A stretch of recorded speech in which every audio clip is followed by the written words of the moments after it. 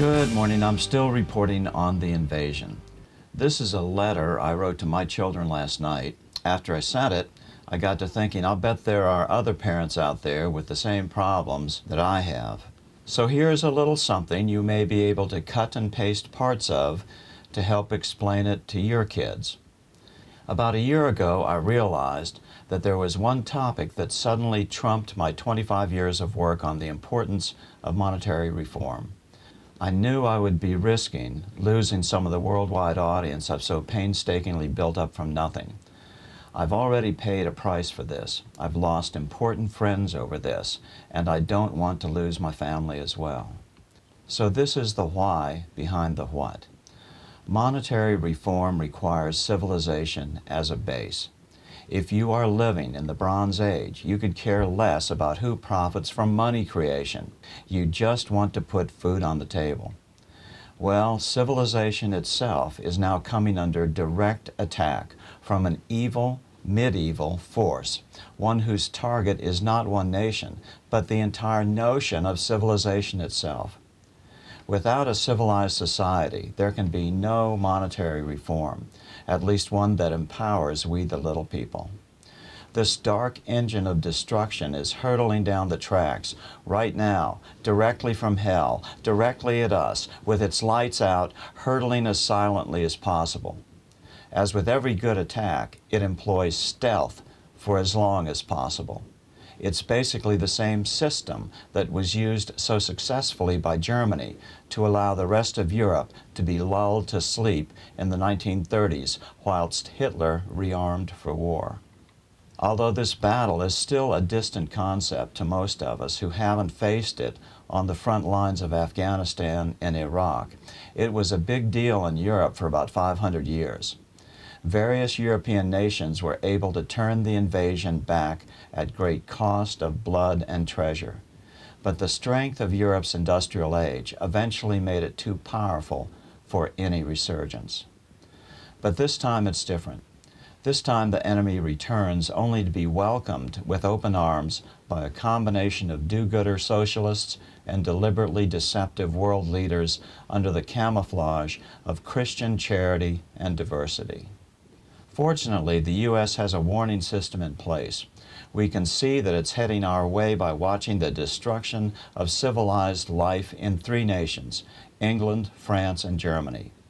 It won't take long. In fact, life in these three nations has already changed so dramatically that I might never feel safe traveling there again. Major city centers have been transformed into rape zones for European women, no matter what age. It's so sad. Europe used to be such a safe place. Then, serendipitously, a presidential candidate came along who saw the same problem I saw. So I jumped on the only engine with enough steam that could possibly save us from what I see as Europe's sad and probably irrevocable fate. I know it's hard to see this as a big problem just yet, but people pay us to read a lot. It's really too horrible a subject to dig into voluntarily. I certainly wouldn't have done so if I didn't have to. The most visible aspect of this oncoming war is the current Christian genocide in the East. Thousands of Christians are being slaughtered, not in the most expedient ways, but in ways that maximize both the victim's suffering and civilization's horror. This horror not only feeds the unleashed evil at their core, but our ability to even slow their advance. Only this week did the U.S. call it what it is, genocide. But it's not just Christians who will be at risk in the near future. Eventually, the same fate will await all who resist. It's just that Christians tend to resist more frequently. You may think I'm a racist or a xenophobe, but this has nothing to do with race. It's transracial. It has everything to do with pure evil trying to overwhelm civilized nations. This is a flat-out invasion, a cultural invasion. If you never listen to anything I say again, listen to this German guy who says this better than I. See the link at the end. The thing he doesn't mention is that these folks will soon enough be able to vote, and soon thereafter you will have an alternative system of the rule of law established, Sharia, a law that, unlike the U.S. Constitution, demands obedience and exclusiveness, not the freedoms we all take for granted. Read up about the mandates of Sharia law, especially its treatment of women, and see if that's the way you want to live. For all my life, I could never figure out how the prophecies and revelations could possibly come to pass in the United States, until now. Fortunately for me, I probably won't live long enough to have to take the brunt of this invasion.